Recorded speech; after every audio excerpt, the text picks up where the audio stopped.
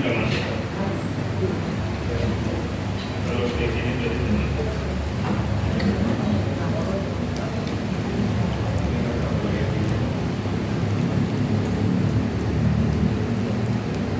Ya.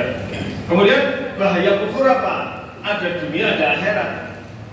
Bahaya di dunia apa? Ini Bapak Ibu yang penting makanya kita harus ketahui. Satu, kalau dia kufur besar, dia keluar dari Islam. Itu bahaya dunianya. Berarti sudah dianggap bukan Muslim. Kedua, kalau bukan Islam, maka darah dan hartanya halal. Yang ketiga, ya, karena dia sudah bukan Islam, maka hilang hak mewarisi dan diwarisi. Jadi tidak saling mewarisi. Termasuk otomatis tidak bisa menjadi wali nikah. Jadi kalau misalkan bapaknya non muslim, anaknya muslim, maka anaknya nggak perlu menuntut waris dari bapaknya, karena bapaknya non muslim. Atau kebalikannya, bapaknya muslim, anaknya non muslim, dia nggak berhak dapat waris. Dan demikian juga ketika bapaknya non muslim, anaknya muslim, nggak bisa jadi wali nikah. Kakaknya juga nggak bisa kalau beda agama. Itu. Jadi bahaya di dunia itu. Kalau bahaya di akhirat kita sudah tahu lah. Amalan bisa terhapus, tidak diampuni dosanya, haram masuk surga, kekal di neraka. Innal ladzina kafaru min ahli kitab wal musyrikin fi nari jahannam khalidina fiha ulaika hum syarrul bariyah. Bahkan dikatakan sebagai seburuk-buruk makhluk. Sekarang kita masuk tema baru, macam-macam kufur. Apa saja sih macam-macam kufur itu? Dan bentuknya kayak apa? Nanti kita bahas. Ini pertama, kufrul akbar, kufur besar. Jadi ini yang sangat bahaya karena ini keluar dari keislaman, menyebabkan kekekalan di dalam neraka. Kufur besar ini adalah mengingkari salah satu atau sebagian atau keseluruhan dari ajaran Islam disertai dengan apa? Keyakinan. Maka para ulama sering menyebutnya sebagai kufrul aqaid atau kufrul akidah. Kufur akidah, kufur keyakinan. Jadi kalau sudah disertai keyakinan, ini intinya justru kalau orang sudah meyakini tentang hal-hal yang bertentangan dengan keimanan, maka itu menjadi kufur besar. Ya. Macam-macamnya banyak. Satu kemarin yang di Masjid kemarin Al-Hikmah. Ini pada makan atau ini? Nah, semangat ada sing ora. Makan kabeh. Masya Allah. Yang pertama apa? Kufrul takdzib. Kufur kedustaan. Ya. Dalilnya surat Al-Ankabut ayat 68. A'udzubillahi minasyaitonir rajim. Wa man adzlamu mimman iftara 'ala Allahi kadziban aw kadzdzaba bil haqq lamma jaa'a. Alaysa fi jahannam mathwan lil kafirin. Siapakah yang lebih zalim? Saya pernah sampaikan makna zalim, masih ingat? Apa asal kata zalim? Zalim itu gelap. Jadi orang zalim yang berada dalam kegelapan. Kegelapan apa? Pikiran dan hati sehingga tidak bisa menerima kebenaran. Jadi kalau orang sudah jelas atau walau kebenaran kalau tidak diterima, tidak diamalkan, itu berarti dia berada dalam kegelapan pikiran dan hati. Orang zalim. Siapakah yang lebih zalim daripada orang yang kamu ingat ya?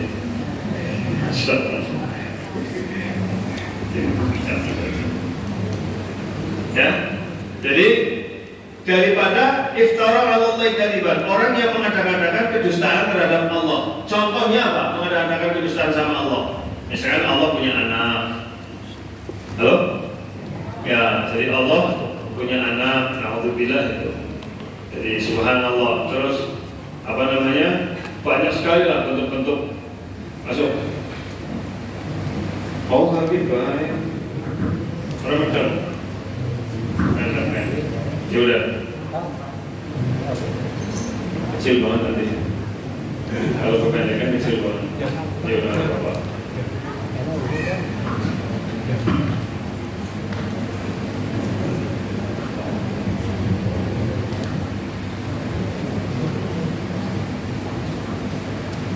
Lagi, Bapak Ibu Nun Sewu. Nah,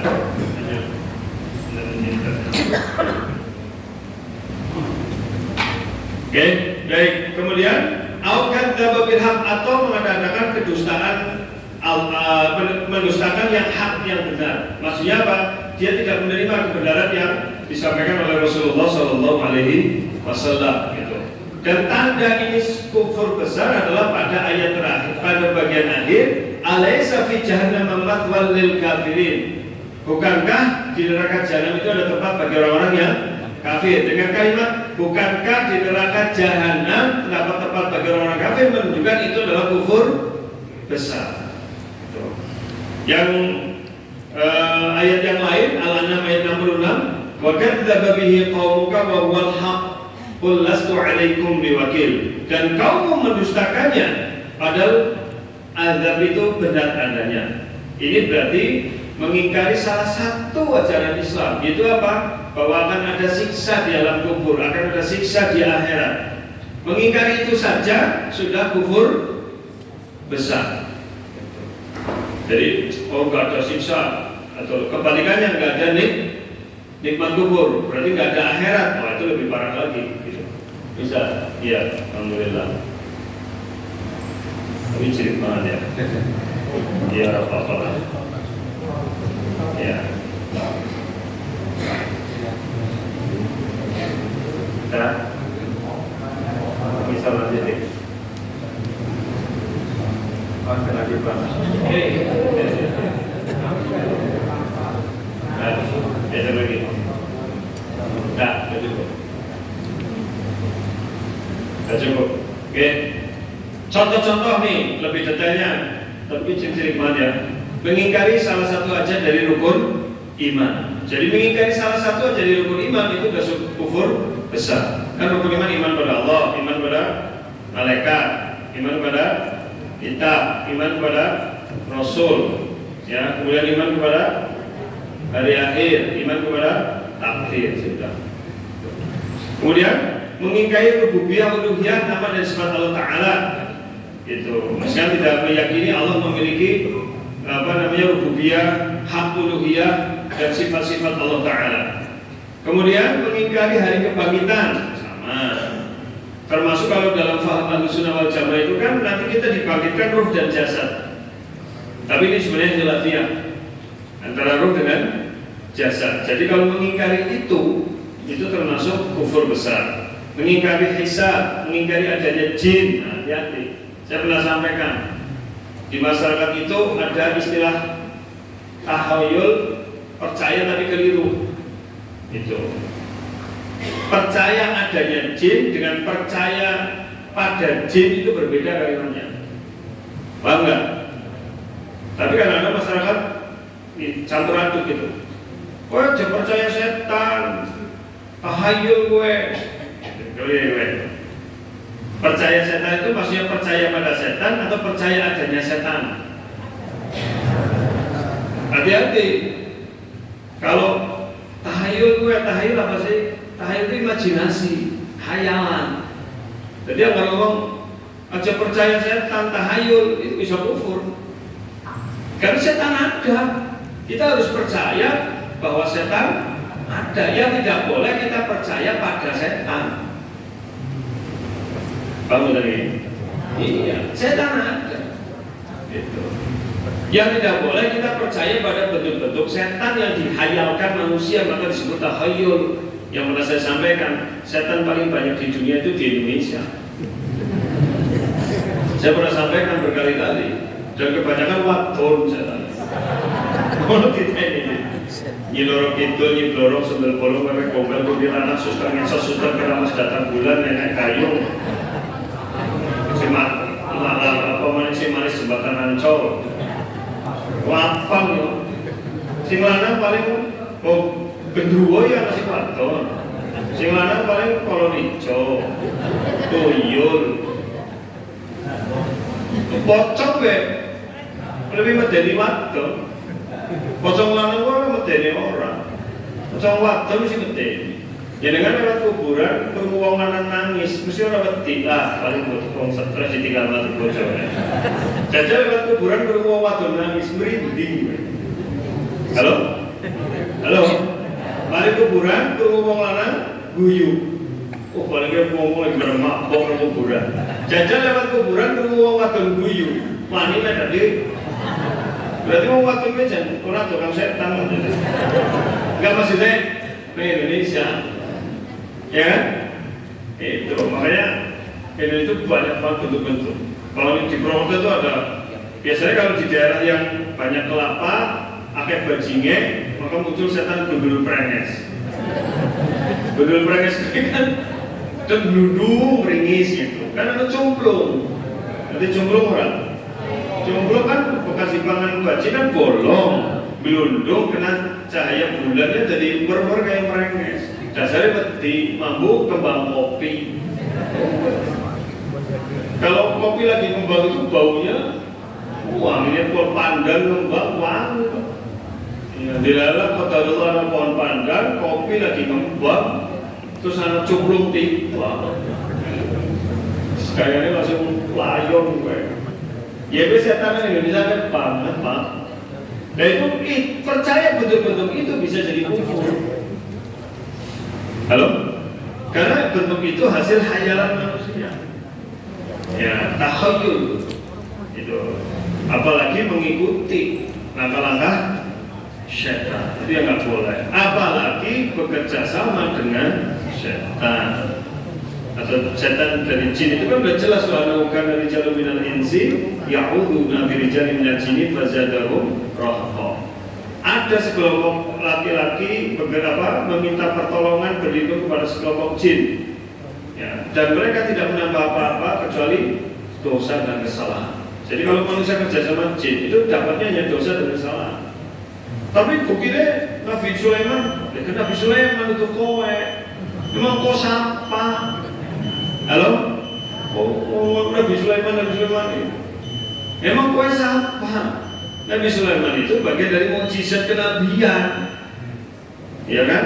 Itu Nabi Muhammad diperlihatkan beberapa bentuk jin, bentuk setan, itu, dan ada yang terungkap dalam beberapa hadis. Ayo udah, nah kita ini siapa? Kok bisa merem gambar di bentuk setan di sini kayak gini?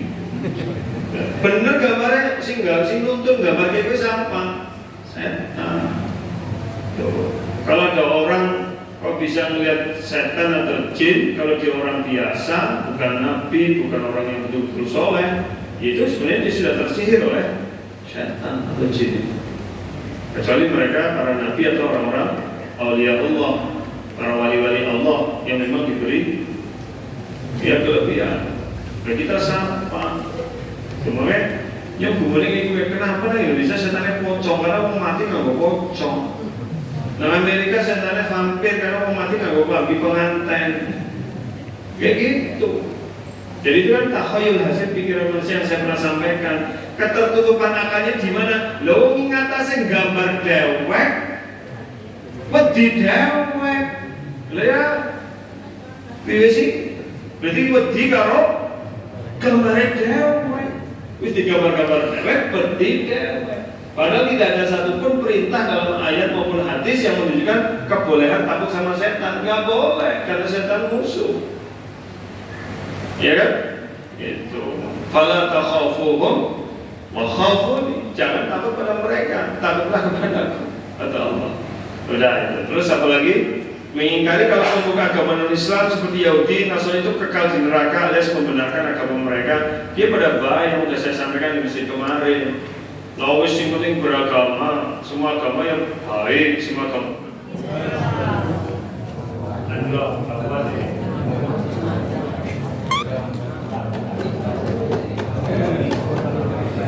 Ini ada. Yang kedua, kufrul istikbar, kufur kesombongan. Ya. Kalau dalam Tahdhibul Lughah jilid 4 halaman 3991 yang namanya kufur istikbar itu apa? Al-imtina'u an qubulil haqqi mu'anidatan wa takabburan. Penolakan untuk menerima kebenaran dengan penentangan dan kesombongan. Jadi menolak kebenaran dengan penentangan dan kesombongan. Ini seperti kufurnya siapa? Iblis. Kan saya pernah sampaikan, iblis itu dengan kita nih, keyakinannya akan adanya Allah kira-kira kuat mana? Iblis, karena iblis pernah bercakap-cakap langsung dengan Allah. Terus berarti iblis bukan nggak percaya Allah kan? Bukan, iblis percaya adanya Allah, tapi dia dihukumi tersesat, kafir karena apa? Tidak beriman, Sombong, nggak mau melaksanakan perintah Allah hanya gara-gara gengsi. Iya, sama seperti sifatnya Yahudi. Yahudi itu nggak mau mengikuti Nabi Muhammad karena gengsi. Mereka nunggunya Nabi dari Israel, dari Bani Israel. Nabinya kan Arab, dan mereka memandang orang Arab itu rendah kastanya. Jadi nggak mau mengikuti Nabi. Itu. Padahal mereka tahu kebenaran yang diajarkan oleh Nabi Muhammad. Pernah saya sampaikan kan dulu, masih ingat nggak? Perbedaan penolakan orang musyrik Mekah dengan musyrik dengan orang Madinah, orang Yahudi Madinah. Kalau orang musyrik Mekah, mereka mengenal betul Nabi Muhammad, orangnya jujur, terkenal, al-amin. Tapi kenapa ditolak dakwahnya? Karena mereka menolak ajarannya. Karena ajaran Nabi Muhammad dianggap bertentangan dengan adat budaya. Kalau orang Yahudi di Madinah tahu ajaran Nabi, karena semua ajaran Nabi Muhammad termaktub di dalam Taurat, kecuali ajaran-ajaran penyempurna. Yang mereka tolak siapa? Nabinya. Gitu. Karena apa? Hasad dan dengki, iri. Oh, nabinya kan Arab. Selama ini kan Nabi dari Yakub, turunnya Yakub kan Israel tuh. Itu sampai Nabi Isa Israel semua, Yahudi semua. Terakhir malah mereka sudah sangat menunggu datangnya seorang Nabi, malah Nabi orang. Nah, iya. Dan sebenarnya sifat begini ada kecil-kecil di hati orang manusia. Bahkan mungkin kita, naudzubillah. Contoh ketika kita tahu itu benar, tapi si ngomong anaknya itu malah gengsi. Tahu itu benar, tapi harus si ngomong anu kiai RT, ya kan kiai interlokal gitu. Kiai lokal ya gengsi, naudzubillah. Halo? Ada itu. Itu sebenarnya juga kesombongan. Ya, kalau memang itu benar gitu. Ya, ditolak hanya demi gengsi, demi ada ya, naudzubillah, saya pernah dapat laporan. Ada seorang yang ditanya nggak tahu tapi memaksa menjawab tanpa mengucapkan wallahu a'lam, padahal orang bener hanya gara-gara gengsi kok ketolong tanya. Kalau memang dia ustadz beneran, ya kalau memang nggak tahu jawabannya, dengan jujur kan mengatakan mohon maaf saya tidak bisa menjawab, coba nanti saya kasih kembali. Sudah, itu tidak akan menurunkan derajat keustadzan orang. Halo? Orang bakal justru agar sok keminter, sok ngerti, gue malah jadi fadallu wa adallu, sesat dan menyesatkan. Ngeri itu. Ya, baik. Itu nggak? Nah, ini Dan sekarang ada dulu. Monggo. Baik.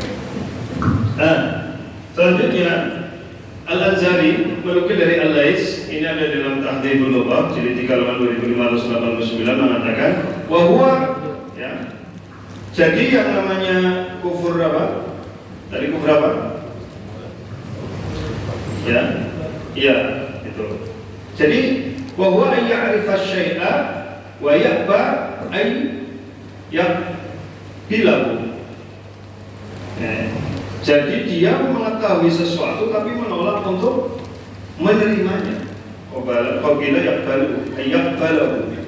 Mengetahui segala sesuatu namun enggan untuk menerimanya. Kakufri Abi Thalib, seperti kekufuran Abu Thalib. Abu Thalib itu tahu.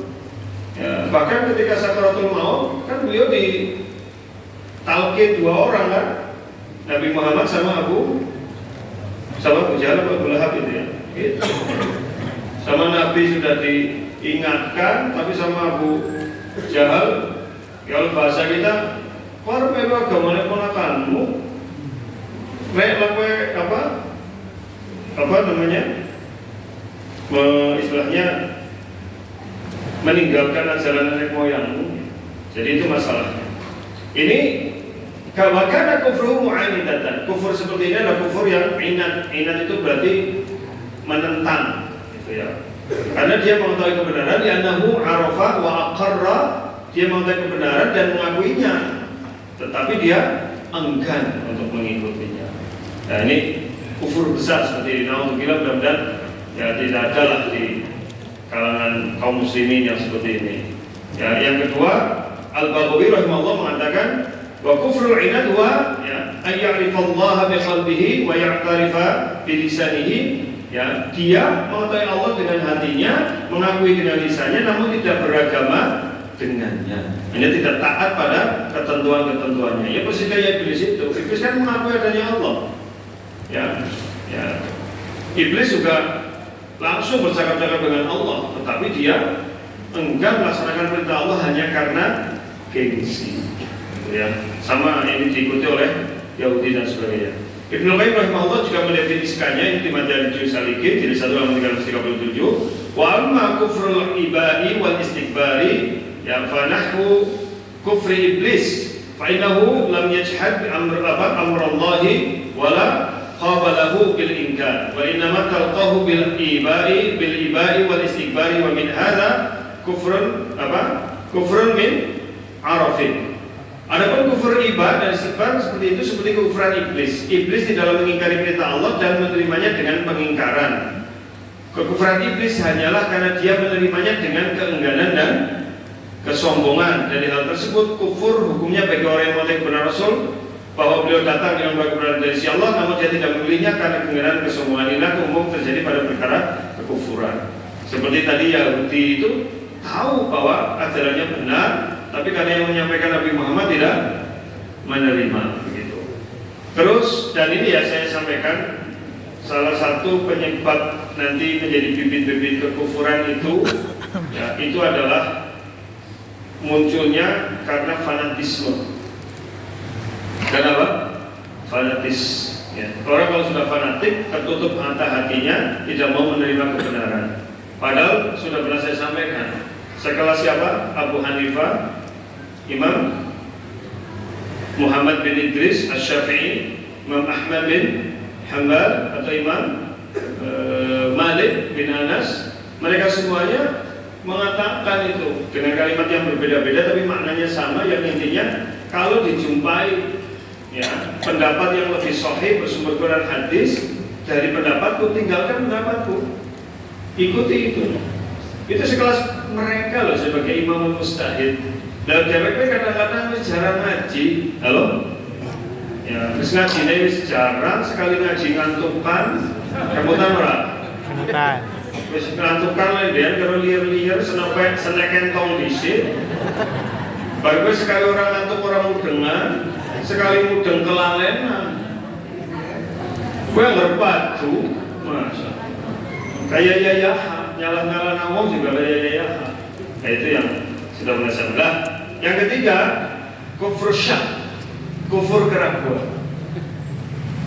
Kufur apa? Keraguan. Ibnu Qayyim rahimahullah mendefinisikannya, wa ma kufur syak fa innahu, sungguhnya kufur syak itu tidak memastikan kebenaran Nabi Muhammad SAW, tidak pula mendustakannya, namun dia ragu atas perkara yang beliau bawa. Contoh, naudzubillah ini ya, saya pernah alami ada orang telepon malam-malam. Nah, ini sepele sebenarnya, kelihatannya, asal dia mau aja udah beres. Tapi dia itu karena hawa nafsu itu. Ustaz, tolong beri pencerahan masalah waris. Kenapa? Itu depan tetangga saya lagi patuh ngorong-ngorong masalah waris. Kenapa? Bagaimana sih pembagian waris antara laki-laki wanita? Ya, lihat ini misal hak milik saya. Laki-laki bagiannya 2 dari wanita. nelpon mani. Jadi orang terima bos. Islam bagi sing adil baik orang sama hukum Islam. Lihat kalimatnya. Lihat kalimatnya. Dibagi sing adil baik orang sama hukum Islam. Itu kan terkandung makna dia ragu dengan hukum Islam, bahkan mengatakan tidak adil. Hanya gara-gara pada sepira orang. Halo? Biasanya mau sing kayak gue biasa nih. Ya, sing lanang anu nang luar kota, ora tau ngurusi wong tuane, giliran wong tuane mati bali jane warisan. Lah iki sing make wong wadon sing rumah mati ora. Biasanya dia kuwe, tapi nek kene ora ana wonge. Ora mangkat ora. Halo? Nah itu. Jadi dia ragu dengan keadilan Islam. Hati-hati. Ya, kalau sampai betul-betul ragu bisa jadi kufur besar. Yang pernah saya sampaikan, ibu nggak usah menolak poligami. Terima saja poligami itu memang dibolehkan dalam syariat. Gosok itu bukan ajaran Islam. Oh, kufur kalau mau begitu. Terima aja, cuma nyong sanggup. Gue baik. Nyong sanggup pak bojok ora wani. Kenapa sih telak domba? Masalahnya. Halo? Orang sama mau sing sok-sokan, jinak syariatnya ada. Semua ulama sepakat kebolehannya kok. Paham nggak boten? Bu, aja pura-pura budak ke rumah lagi. Maaf. Jadi ya, begitu ya. Naik. Ntar kita mundur sedikit. Kemudian keraguan itu tidaklah terus-menerus menetap dalam hatinya, kecuali jika dia senantiasa enggan memperhatikan bukti-bukti kebenaran Rasulullah SAW, tidak mau mendengarnya dan tidak mau menengoknya. Adapun jika dia mau menengok dan memperhatikannya, maka itu tidaklah ada pada dirinya. Jadi keraguan ini yang sifatnya terus-menerus, bahkan menolak. Tapi agar ragu-ragu, tapi terus nanti dia apa? Ngaji-ngaji mau krungu gelem manut, itu beda. Tuh ya, itu yang para ulama juga mengatakan memang tingkatan akidah itu diawali dari apa? Syak. Dari syak menjadi dhon, ghalabatul dhon, yakin, akidah. Memang ini begitu.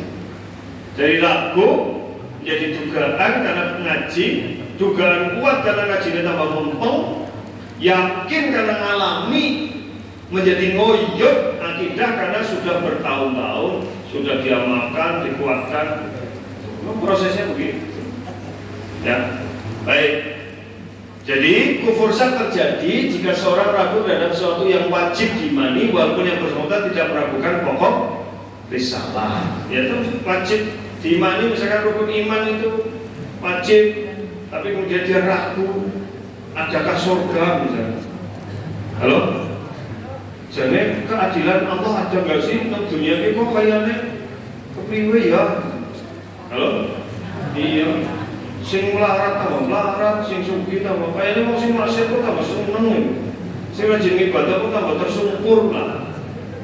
Itu nanti begitu. Ya, halo? Sing mateni polisi, sing dipateni polisi, nang omahe polisi, sing ilang CCTV. Ya.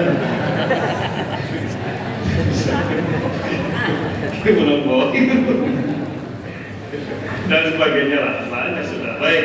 Terus Al-Qadiriyah rahimahullah mengatakan wa'lam, ketahuilah ya, anna man istakhaffa bil Quran ambil mushaf, barang siapa meremehkan Al-Quran atau mushaf atau sesuatu darinya, menghinanya, termasuk itu yang pada nyopek, injek-injek kan ada tuh, padahal mau Islam tapi injek-injek Quran ada itu jabaran.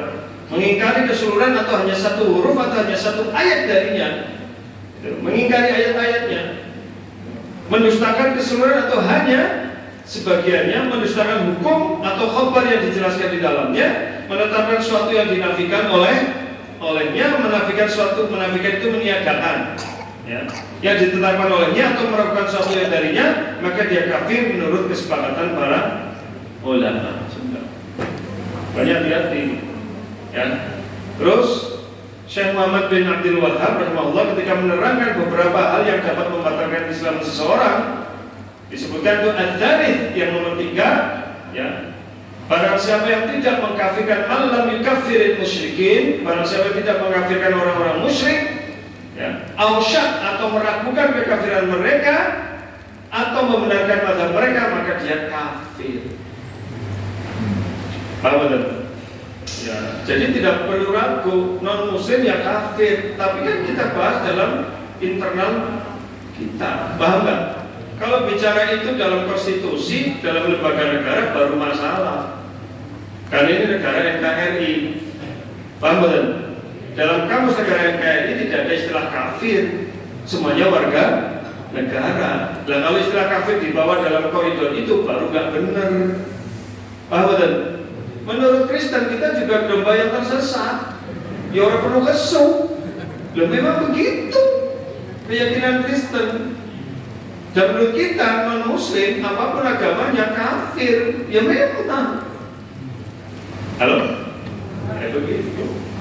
Menjadi masalah kalau dibawa dalam konteks kenegaraan. Tapi kalau dikajiannya ya gini orang masalah. Mandan masalah direkam YouTube. Paham ya? Iya. Kalau sudah jelas kafir, nggak mau ngomong itu kafir, kita malah ikut kafir. Ngerinya di sini. Ya. Ini di surah Al-Kahfi 35-38. Ini juga ayat yang sebenarnya menjelaskan wa dakhala jannata wa huwa zalimun li nafsihi qala ma adunu an tabida hadi abada wa ma adunu sa'ata qaimatan wa la irditu ila rabbi la jidanna khairan minha munqalaba qala lahu sahibu wa huwa yuhamiru akafarta billadhi khalaqaka min turabin thumma min nutfatin thumma sawwaka rajula lakinnahu Allahu rabbi wa la usyriku bi rabbi ahada. Ya. Jadi ini di sini ada kalimat yang menunjukkan tentang kekufuran syak gitu. Aku tidak mengira hari kiamat itu akan datang. Jadi nggak yakin kiamat itu akan tiba. Itu juga bahaya. Itu bagian dari kekufuran. Berikutnya kufur i'rad. Kita selesaikan ini sebentar. Kufur apa? I'rad, yaitu berpaling dari kebenaran. Imam Ibnu Qayyim rahimahullah mendefinisikannya, wa amma kufur i'radi, ya. Adapun kufur i'rad adalah, ini saya cepat aja ya, langsung terjemahnya aja ya. Seseorang berpaling tidak memperdulikan Rasulullah SAW dengan pendengarannya dan hatinya, tidak membenarkannya namun tidak pula mendustakannya, tidak loyal padanya namun tidak pula memusinya. Jadi orang gopek, atau orang gopek, cuek. Jadi ini kufur cuek. Jadi orang ingkari, orang membenarkan, seorang urusan gitu loh. Paham tak? Iya. Ya, tahu enggak? Gue masuk kufur. Karena dia menyia-nyiakan hidayah, menyia-nyiakan kebenaran. Jadi dia menentang Nabi tidak, mengikuti tidak, gitu. Jadi hum la yazghun. Dan itu pernah Nabi adukan kepada Allah di surat Al-Furqan ayat 30 itu, ya kan? Surat apa? Al-Furqan ayat berapa? 30. Dia bisa jawab dapat 200.000 dari ketua PCM. Orang awal duit kayaknya. Waqala Rasul langsung terjawabnya sing oleh itu. Waqala Rasul itu pernah mengadu kepada Allah, ya Rabbi, wahai Rabbku, inna qaumi sunya kaumku ittakhadhu, telah menjadikan hadal Quran, Al-Quran ini mahjura, ditinggalkan, diabaikan. Dalam tafsir Ibnu Katsir disebutkan, jika Nabi itu menyampaikan ayat, fahum la yastami'una wa la yazghun, mereka tidak mau mendengar dan tidak peduli. Jadi seorang cuek itu. Ya, jadi itu masuk kufur apa? I'rad. Lah semono lah, nyontoh orang melu-melu gitu. Nyontoh orang muslim, orang kafir itu. Ini pada baik dan gue pada baik gitu. Ya, jadi sekarang lah baca pada ribut, malah orang baca sisan. Parah gue. Itu ya. Nah, terus ini perkataan salah seorang dari kalangan Bani Abdul Yalair kepada Nabi SAW. Demi Allah aku berkata kepadamu dengan satu kalimat, seandainya engkau benar maka engkau lebih mulia dari mataku untuk aku tolak. Namun seandainya engkau berdusta maka engkau lebih hina dan untuk aku ajak bicara. Ya, kalimat begini ini bagian dari kalimat yang menunjukkan kekufuran. Ya, baik. Kemudian At-Tabari rahimahullah mengatakan di sini pada kalimat apa namanya, fahum la yasma'un, Ini wahumlah yasmaun, mereka tidak mau mendengarkannya. Fastakbaru 'anil isghalahu, mereka sombong untuk memperhatikan ayat-ayat Allah dan mentadaburi apa yang terdapat dalam ucapan Allah. Mereka tidak memperhatikannya, tidak pula mendengarkannya karena berpaling dan sombong. Jadi kufur i'rad itu yang cuek, orang peduli, sombong. Dia merasa dengan apa yang ada sekarang tanpa tuntunan agama dia bisa urip gitu. Bisa mangan, bisa manak, bisa. Jadi agama diabaikan. Berarti dalam kondisi seperti ini, kalau di zaman ini adalah ateis. Paham ya? Ateis. Orang ateis itu kan udah gak percaya agama. Kalau dengan buka internet Pak, jumlah ateis ini semakin meningkat. Sekarang sudah 20% lebih penduduk dunia ateis. Bahkan di situs-situs Indonesia itu, di Indonesia sudah banyak dengan bangga mengatakan, dulu aku agamanya ini, sekarang aku ateis. Orang Islam banyak banget itu. Bahkan di TikTok ada. Dulu aku Islam, sekarang aku nggak beragama. Dulu aku Kristen, aku sekarang nggak. Banyak. Ngeri orang Indonesia sekarang. Jadi itu masuk kufur apa? I'rad. Nah, berpaling dari agama Allah ada dua jenis. Satu, berpaling yang menyebabkan pelakunya keluar dari Islam, yaitu seorang berpaling meninggalkan agama Allah dengan hati, ucapan, dan perbuatannya. Jadi betul-betul murtad. Nah, yang kedua, dia meninggalkan agama Allah dengan amal perbuatan yang bersifat lahiriah, tapi hatinya yakin, lisannya yakin, hanya ngikut-ngikut. Pernah ada sebuah artis di podcast saya nonton, dia Muslim, tapi pakai anting-anting salib, pakai kalung salib. Loh, kamu Muslim kok pakai itu? Enggak, itu cuma aksesoris. Jadi dia melakukan, tapi hatinya enggak. Paham kan? Ya, tapi tetap kufur. Apa tadi? Ya. Dia bilang, gue Muslim. Dan ini aksesoris. Aduh, gitu baca sini. Jadi dia secara lahir kan berbuat kufur kan, tapi hatinya enggak. Artinya dia tidak meyakini salib itu, dan dia tetap beragama sesuai keyakinannya. Katanya begitu. Nah, baik. Kekafiran modern ini ada 3 jenis, Pak. Pertama, seorang yang berpaling dari agama Allah Ta'ala dalam bentuk tidak mau mendengar perintah Allah, tidak mau mempelajari menuliskan hal-hal pokok dalam agama yang menyebabkan sahnya keimanan, padahal memungkinkan bagi dia untuk belajar dengan sarana atau fasilitas yang dia miliki, tapi dia cuek, tidak mau tahu, nggak mau ngaji. Jadi wong sikis ngaku Islam tapi babar, belas orang gelem ngaji, lepu. Cuma bukan kufur besar, kufur kecil. Cuma kufur kecil kalau bertumpuk-tumpuk lama-lama besar. Jelas? Dong aku Islam atau ngaji? Sholatnya Jumatan tok bentar komat. Malah kadang orang sholat. Dulu Pak, saya sampai gerges ya. Jilbaban kan belum semarak sekarang belum ya. Dulu kalau ada orang jilbaban malah beragama nggak usah yang fanatik lah, fanatik amat. Jadi jilbaban itu dianggap fanatik. Kok kita di Indonesia Islamnya Islam rok-rokan. Itu betul itu. Saya kok sampai kamu utaknya, tapi utaknya waras, tapi orang tahu ngaji. Itu aja, karena dia nggak paham itu. Jadi kan aneh gitu. Orang pakai jilbab malah darani fanatik. Itu. Jadi menurut dia sih orang fanatik ya. Bahkan itu mahasiswa saya pernah ngomong, Pak, saya kok dilarang ikut kajian, katanya nggak usah fanatik loh. Makanya saya kemarin bikin pengajian, jadi muslim sing biasa baik, priwe. Urusan ngaji daging-daging lah, jadi muslim sing biasa baik. Maksudnya apa? Biasa orang ngaji, biasa orang sholat, biasa orang zakat, biasa orang. Jadi definisi biasa baik itu perlu dipertanyakan. Jangan-jangan biasa orang ngaji, biasa orang sholat, biasa orang sedekah, biasa orang jilbaban, ya udah muslim. Gitu. Baik ya. Terus yang berikutnya, berpaling. Yang kedua, berpaling dari ketundukan kepada Allah setelah dia mendengar, mengenal dan mengetahui syariat Allah. Mereka tidak menerima kebenaran dan tidak mau tunduk terhadap kebenaran. Kekafiran ini adalah kafiran orang-orang kafir pada zaman Nabi SAW. Ini walladzina kafaru amma unziru mu'ridun. Orang-orang kafir berpaling dari apa yang mereka peringatkan. Jadi setelah diberitahu, terus mereka berpaling, ini berarti murtad, paham ya? Sudah tahu kebenaran Islam, wis ngaji, wis kue kok malah murtad. Dan ada itu, contohnya kayak Saifuddin Ibrahim. Saifuddin Ibrahim itu orang Muhammadiyah loh. Orang Muhammadiyah dulu dari Sobron lah, dari Sobron, UNS, udah jadi ustadz. Tahu-tahu ada kesulitan ekonomi, dia lari ke NII Zaitun, di mana itu? Dari situ jadi ustadz, terus dari sugih. Dan setelah jadi Kristen, sikir malah jadi pendeta Kristen, sikir Amerika. Oh, sekarang menjadi Islam luar biasa. Padahal dunia sudah ustadz, bahkan SAG. Nah itu, ya ini contoh itu.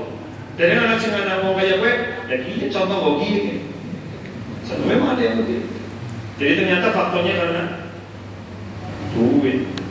Karena biasanya orang Islam kalau masuk agama lain itu karena duit. Dan agama lain masuk Islam karena kesadaran, itu biasanya. Jangan masuk Islam manusia turunan. Alhamdulillah nyobara, mulanya ayo ngaji kan orang berpusing kepisan ya. Nah terakhir ya, berpaling dari semua amal yang ditentukan dalam agama, baik amal wajib maupun amal sunnah. Ini kufur besar. Dengan kata lain, seorang yang tidak memiliki amal lahiriah sama sekali. Wis ngaku muslim tapi orang sholat, orang zakat, orang puasa, sholat gak amal apa-apa lah. Jadi urip kerja modern, mangan turu, serabung karo tangga wis. Tapi Islam kata bene. Begitu. Ya. Orang-orang begini yang biasanya keluar-keluar untuk dihapus kolom agama dalam KTP. Itu membantu kayak gitu. Padahal agama itu penting dalam KTP.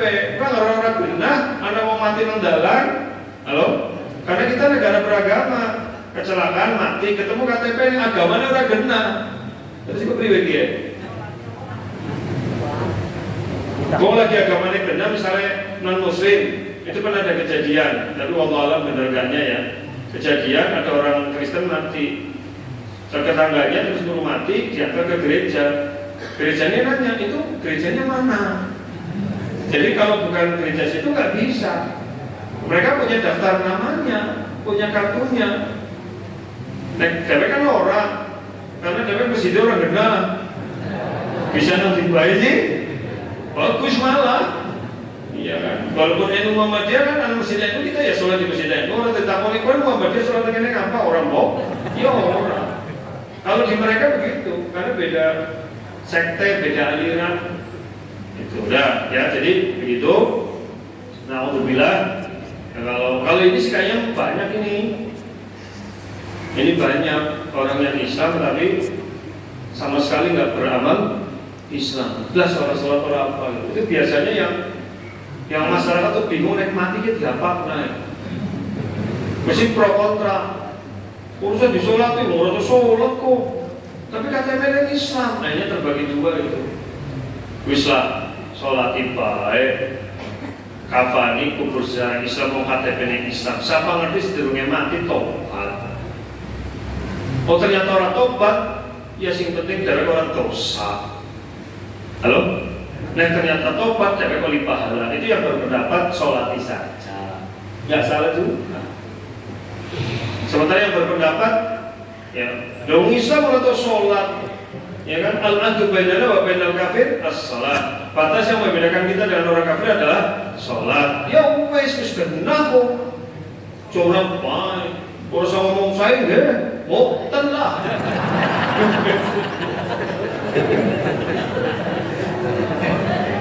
Iya kan, gitu ya. Jadi ini yang pertama, ya. Yang kedua, berpaling yang tidak mengeluarkan seorang dari Islam, berarti dia hanya kufur kecil, paham ya? Tapi kecil lah kufur gitu Pak. Aja orang apa lah kufur cilik iki, bukan cilik kamu kufur itu. Yaitu seorang berpaling dalam arti meninggalkan sebagian kewajiban agama selain sholat dan masih melaksanakan sebagian kewajiban agama yang lain. Tapi sebagian juga seperti apa? Kasus pada zaman Abu Bakar yang tadi saya sampaikan itu bukan sholat, tapi zakat. Tapi mereka enggan menolak membayar zakat. diperangi. Ketika diperangi berarti dia sudah bukhot, sudah keluar dari Islam. Jadi ya, itu karena itu 5 rukun Islam ya. Jadi dia meninggalkan kewajiban agama, tapi masih melaksanakan contohnya. Anak orang Islam sholat, puasa, zakat, tapi orang jilbaban. Halo? Ya udah itu. Ya saya takoni burung siap. Dia semua mengenai siap. Itu burung siap, tapi itu kalau makanya jangan langsung nuduh yang enggak dia itu dia berarti berbuat maksiat, kufur kecil. Terus gimana didakwai supaya jadi jilbaban. Kemarin Masjid Taqwa Cibarang tahu itu sudah dinobatkan jadi masjid transit. Maka siapapun yang transit sekalipun orang gila harus dilayani. Sekalipun nanti transit kurung adus pipis stok dilayani. Bahkan kalau perlu kasih makan, diajak ngobrol, syukur gelem sholat. Itu masih tak wajib barang. Jadi tidak boleh menolak siapapun yang masuk ke masjid, akan dilayani. Itu model dakwah. Tapi memang butuh sabar teman-teman. Tuh, iya kan? Butuh sabar teman-teman. Kan kadang-kadang mari masjid pun tentang pipis karo adus stok. Berbeda turu, iya kan? Iya. Tapi sebenarnya mungkin mereka pelan-pelan didakwai yang mudah-mudahan bisa masuk. Karena sebenarnya mereka mungkin orang baik yang hanya termarginalkan. Itu kan yang sukses yang orang Malaysia itu yang mendakwai pang itu. Malah akhirnya pada lebih Islam walaupun tak tahu siapa terus disyukuri. Itu luar biasa gitu. Karena apa? Saya sendiri belum ada apa-apanya dibanding beliau itu. Ngajak dakwah wong sing ora bener dadi bener, betok. Nah dia nyoba pola ngaji wong wis bener kabeh. Ya nyoba dan dia wis kumpul nunggu nyong. Ya orang berarti jenengan. Yang namanya dakwah sejam itu saya cari-cari orang gitu. Nah nyoba wis kumpul. Bisa jemput ki bagi bisa kon madang biasanya. Itu luar biasa, Bob. Jadi saya belum ada apa-apanya dibanding mereka-mereka yang berdakwah di jalanan itu luar biasa. Walaupun mereka hanya mengislamkan satu orang, itu sudah luar biasa. Jadi sementara saya hanya memberi tambahan pemahaman pada orang yang sudah sadar.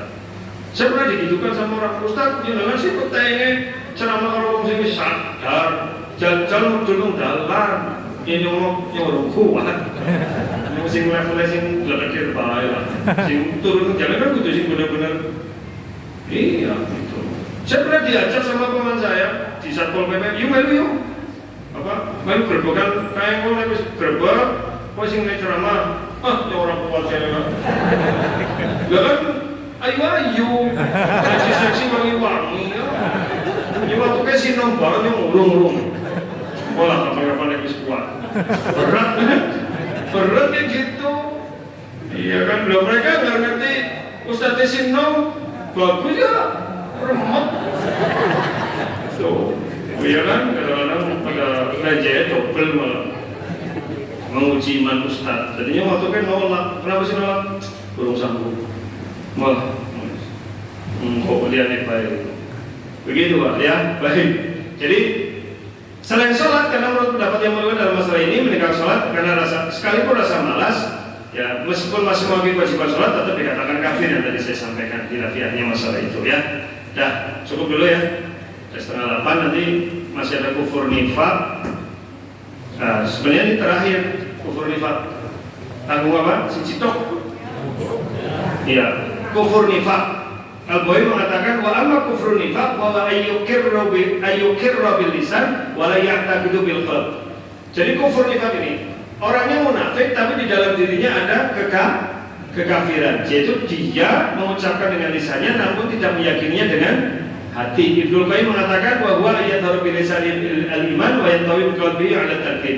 Menampakkan keimanan dengan lisannya tapi menyebabkan kedustaan. Ya ini munafik sebenarnya.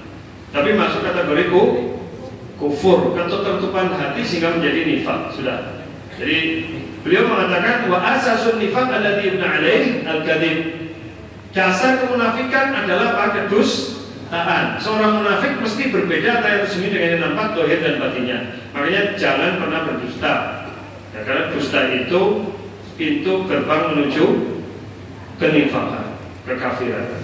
Dan Ibnu Qayyim mengatakan, zar'un nifaq, tanaman kemunafikan tumbuh di atas dua cabang, cabang kedustaan dan cabang riya. Itu. Jadi nek mau tukang lomba suka pamer itu jelas munafik. Ya, apabila terus dan tempat keluar keduanya adalah dari lemahnya basirah dan lemahnya azm, tekad. Apabila keempatnya ini semuanya terpenuhi, maka tanaman kemunafikan dan pohonnya akan menjadi kokoh. Ya, jadi ini Al-Baqarah ayat 8 kita sudah tahu wa minan nasi may yaqulu amanna billahi wa bil yawmil akhir wa ma hum bimu'minin. Baik, cukup dulu untuk kufur besar. Nanti insyaallah pertemuan depan adalah kufur kecil dengan berbagai macam ya macam-macamnya. Nantilah. Demikian aku boleh ada wassalamualaikum. Bapak Ibu yang dirahmati Allah Subhanahu wa taala, demikian kajian yang disampaikan oleh Ustaz Taraka. Semoga menambah keyakinan dan keislaman kita untuk beramal soleh. Sebelum ditutup, untuk kajian Selasa malam Rabu yang akan datang 11 Oktober 2022 bertempat di Masjid Darussalam, Jalan Sengon, Tritikulon, bersama Ustaz Habib Munawir Ghazali, SHSAG Master Syariah. Kemudian untuk Ustaz Taraka, insya Allah di bulan November awal pekan pertama Selasa malam Rabu bertempat di Masjid Al-Iman, Jalan Damar, Kompleks SMP Muhammadiyah Cilacap. Atau bagi takmir masjid yang ingin ketempatan bisa menghubungi kami. Kemudian yang ketiga, untuk peserta muktamar silakan untuk mendaftar di ranting masing-masing atau ke sekretariat KJM di Jalan Damar. Demikian, mari kita akhiri kajian pada malam hari ini dengan bacaan hamdalah dan kafaratul majelis. Alhamdulillahirabbil alamin. Subhanakallahumma wa bihamdika asyhadu an la ilaha illa anta astaghfiruka wa atubu ilaik. Assalamualaikum warahmatullahi wabarakatuh.